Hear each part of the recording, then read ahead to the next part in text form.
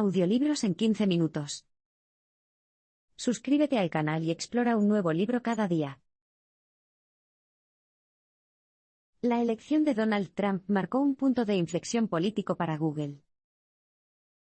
Una mañana de noviembre de 2016, cuando Zach Borges acudió a trabajar a las oficinas de Google en San Bruno, California, no podía creer lo que veía. La noche anterior, Donald Trump había sido elegido presidente de los Estados Unidos, y parecía que todos en Google se estaban volviendo locos. Algunos lloraban y hablaban como si un pariente cercano hubiera muerto. Otros habían decidido tomarse todo el día libre. Para Borges, parecía que estas personas carecían de una comprensión fundamental de la educación cívica. Como democracia, los Estados Unidos celebran elecciones regulares. Haces todo lo que puedes para ganarlos, pero si pierdes, te lo tomas en serio y te concentras en hacer un mejor trabajo la próxima vez. Pero eso no parecía ser lo que estaba pasando en Google. El mensaje clave aquí es: la elección de Donald Trump marcó un punto de inflexión político para Google. Dondequiera que iba, Borges escuchaba a los empleados hablar de lo injustas que habían sido las elecciones e insistir en que era necesaria una resistencia para enfrentarse a Trump. Al principio parecía una charla ociosa, hasta que se les dijo a los empleados que sintonizaran una reunión semanal que se retransmitía en vivo desde la sede de Google en Mountain View, California. Desde el principio, el ambiente era espeluznante. Muchos empleados de Google llevan un peculiar sombrero de empresa, un gorro de rayas brillantes con una pequeña hélice en la parte superior. Normalmente parece inofensivo, incluso divertido. Sin embargo, al examinar fila tras fila de empleados, muchos de ellos con el mismo sombrero, y todos aparentemente unidos en sus objetivos políticos, la uniformidad de repente le pareció siniestra a Borges. En la reunión televisada, Sergey Brin, cofundador de Google y director ejecutivo de su empresa matriz Alphabet, describió la elección de Trump como profundamente ofensiva. Kent Walker, vicepresidente de Asuntos Globales de la empresa, culpó de la victoria de Trump a la xenofobia y al odio. Y Ruth Porat, la directora financiera, animó a los empleados a consolarse unos a otros con abrazos. Más tarde, un empleado de Google preguntó qué podía hacer la empresa para abordar la desinformación y las noticias falsas que supuestamente habían llevado a la elección de Trump.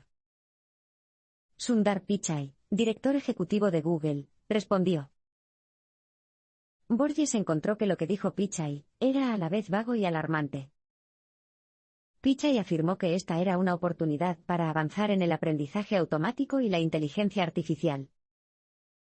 Hasta ahora, esos sistemas se habían utilizado para abordar cosas como la intimidación y los comentarios hirientes. Pero una vez que se ampliaran, el aprendizaje automático y la IA se utilizarían para hacer mucho más. Y por primera vez, Borges tenía una idea de lo que Google pretendía hacer. Borges vio una forma encubierta de censura en la campaña de Google contra las noticias falsas. Borges había crecido creyendo en la libertad de expresión, que él creía que era una parte vital de cualquier democracia digna de ese nombre. Durante toda su vida, se había formado opiniones buscando información de diversas fuentes, que abarcaban todo el espectro político. De hecho, su propia mente se dejaba llevar a menudo al encontrar nuevos argumentos e información que no había considerado antes. Esa era la belleza de la libertad de expresión. Sin embargo, en opinión de Borges, Google había apuntado a esa forma de hacer las cosas. No estaban de acuerdo con una discusión libre y abierta.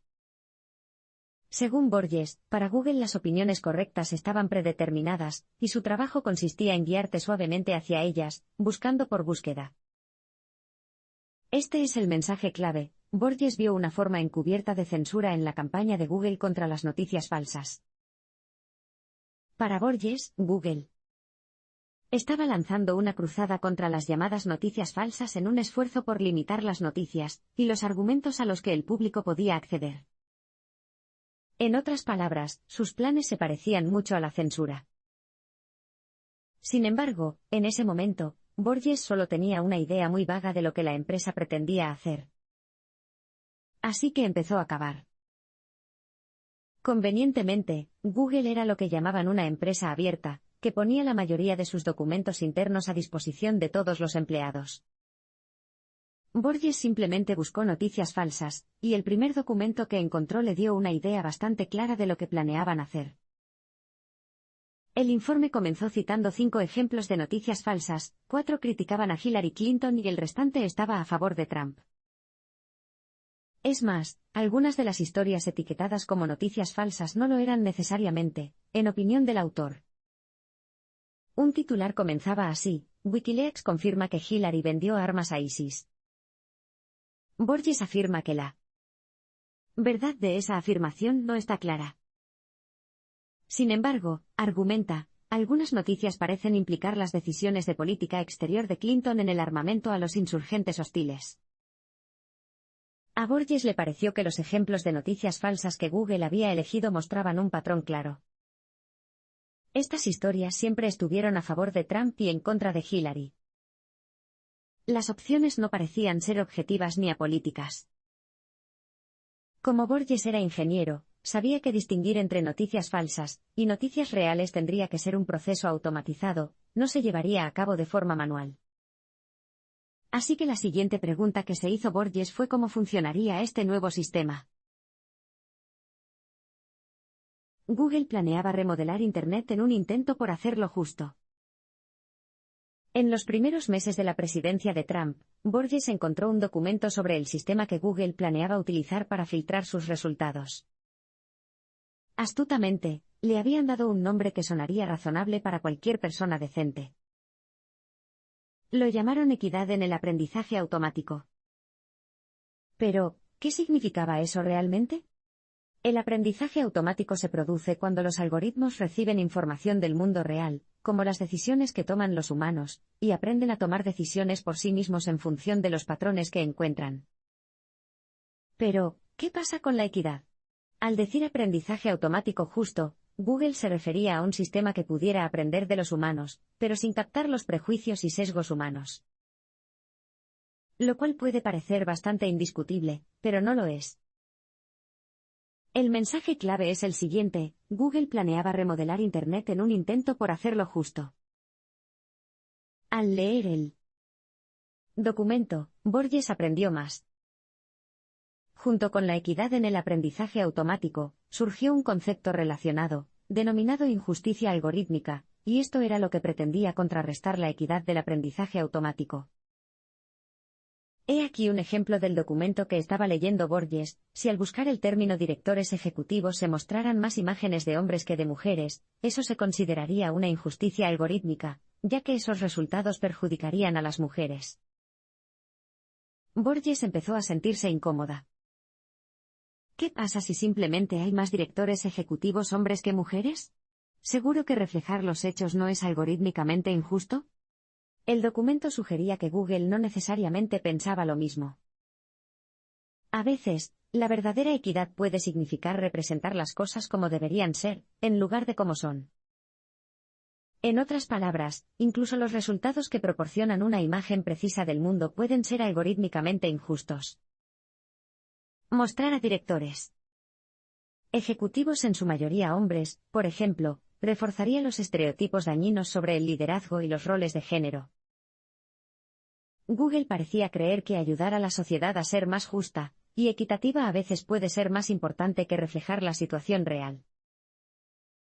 Pero, ¿qué pasa con los sitios web que no están de acuerdo con esta visión del mundo? Bueno, tal vez simplemente podrían caer en la clasificación o terminar despojados de su capacidad de obtener ingresos por publicidad. De hecho, según los documentos filtrados por Borges, Google tenía previsto crear un equipo de evaluadores, trabajando junto con la IA, para evaluar la confiabilidad de varios sitios. Pero, ¿sería este un proceso neutral y equilibrado? Borges no lo creyó ni por un segundo. Sospechaba que los sitios web con los que Google estaba de acuerdo serían impulsados, mientras que aquellos con los que no estaba de acuerdo serían degradados. Para Borges, este parecía un programa poderoso, con la capacidad de alterar profundamente la política estadounidense. Y lo encontró profundamente preocupante. La respuesta de Google al asunto del café hizo quedar particularmente mal a Trump. Poco después de la medianoche del 31 de mayo de 2017, Donald Trump tuiteó una frase de 6 palabras que acabó haciéndose más famosa de lo que nadie hubiera imaginado, a pesar de la constante confusión negativa de la prensa. ¿Signo de interrogación abierta café? El mundo estaba desconcertado. ¿Qué diablos podría significar eso? El secretario de prensa de Trump, Sean Spicer, solo aumentó el misterio cuando los reporteros lo interrogaron. Dijo que el presidente y un pequeño grupo de personas sabían exactamente lo que quería decir. ¿Pero lo hicieron? ¿De verdad lo hicieron? Gracias a Google, el tuit de Trump se pudo descifrar con bastante facilidad. Borges y otros señalaron que el servicio de traducción de la empresa reconocía copcece como una palabra árabe que significa nos pondremos de pie. Así que, a pesar de la constante prensa negativa, nos pondremos de pie. Para Borges, tenía mucho sentido, así que Google debe haber estado feliz, ¿verdad? Incorrecto. El mensaje clave aquí es, la respuesta de Google al asunto del café hizo quedar particularmente mal a Trump. El primer intento de socavar la traducción de Google de copcece provino del New York Times. Al día siguiente del tuit de Trump, un periodista del Times llamado Liam Slack rechazó la idea de que el presidente hubiera utilizado deliberadamente una palabra árabe. Por un lado, según el artículo de Slack, Trump se comprometió una vez a prohibir la entrada de musulmanes a los Estados Unidos. Es más, nunca había afirmado públicamente que hablaba árabe. Y, en tercer lugar, un profesor de árabe declaró públicamente que la palabra copcece carecía en absoluto de sentido. Esa era la señal que Google necesitaba. Una vez más, Borges pudo reconstruir lo sucedido consultando los documentos internos de la empresa. Los empleados de Google decidieron cambiar la traducción original del sistema y, al hacerlo, hacerle una broma al presidente. En el futuro, el término copcece no se traduciría como nos pondremos de pie. En cambio, introducir esa palabra haría que el traductor de Google mostrara un emoji de un hombre encogiéndose de hombros, como si estuviera desconcertado. Eso fue todo lo que necesité. Unos pocos clics del ratón por parte de algunos empleados de Google y listo, la palabra copcece ya no se identificaba como árabe, y el tuit de Trump ya no tenía sentido. No fue lo más grave ni lo más alarmante que hizo Google, pero para Borges fue revelador. La rapidez y el entusiasmo con que actuó la empresa fueron impresionantes y preocupantes a partes iguales. El descubrimiento de las listas negras llevó a Borges a denunciar. El asunto del café era una cosa. Pero para Borges, el punto de inflexión se produjo cuando descubrió que Google mantenía una serie de listas negras, un catálogo de términos y sitios web que, según él, el motor de búsqueda intentaba suprimir deliberadamente. En ese momento, la empresa le decía al mundo que no permitía que las consideraciones políticas afectaran sus resultados de búsqueda. Sin embargo, una búsqueda rápida en los servidores internos de Google arrojó varios documentos con la palabra lista negra en el título y, en estos archivos, parecía que los medios conservadores estaban siendo atacados en particular.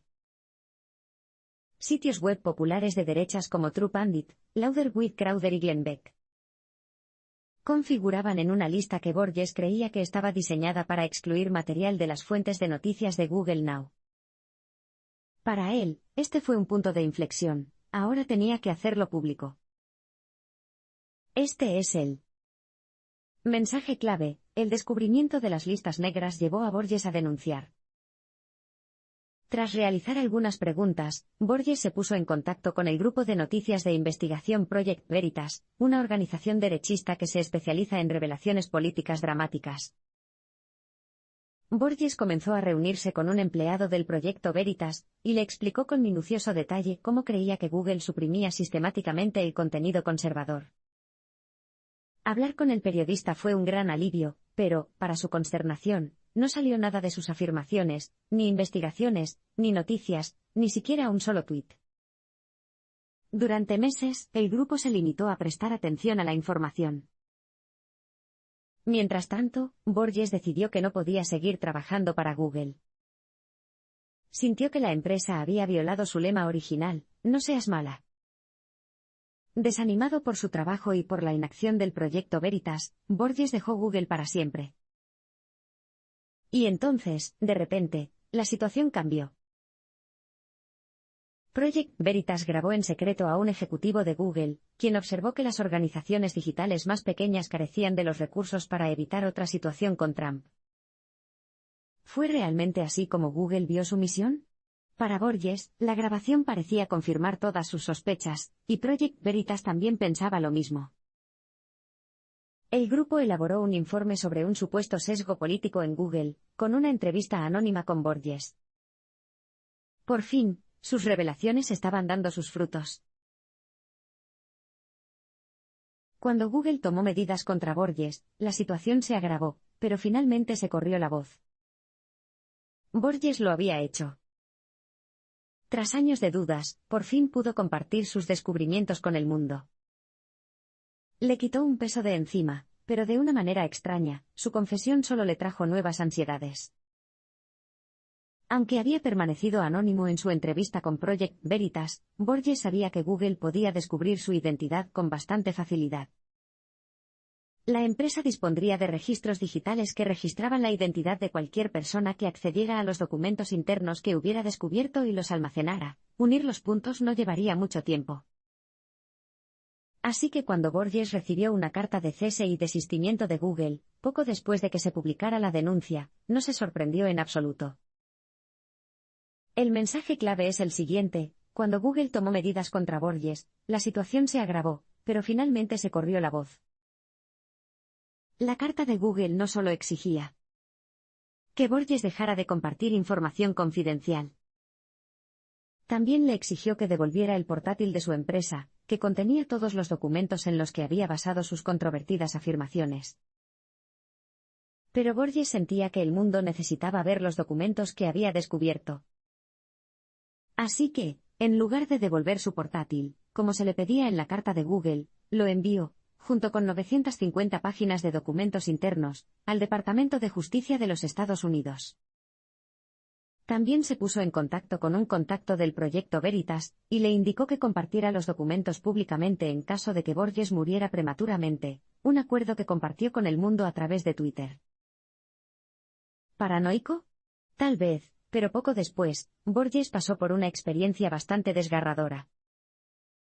En lo que afirma que fue una táctica de intimidación, en agosto de 2019, Google llamó a la policía de San Francisco, y les pidió que realizaran un control de bienestar a su ex empleado. Cuando Borges se negó a reunirse con la policía, la situación se agravó. Su apartamento estaba rodeado por agentes de policía con las armas desenfundadas, y vigilado por un helicóptero que lo sobrevolaba. Incluso había un robot desintegrador de bombas en su puerta principal. Borges finalmente cumplió y salió ileso del incidente.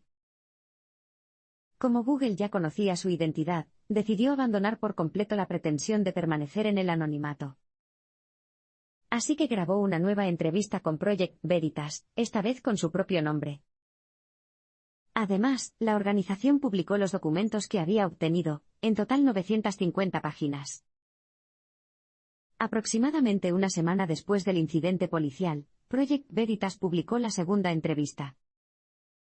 Esta vez no con un denunciante anónimo, sino con Zach Borges, el antiguo empleado de Google.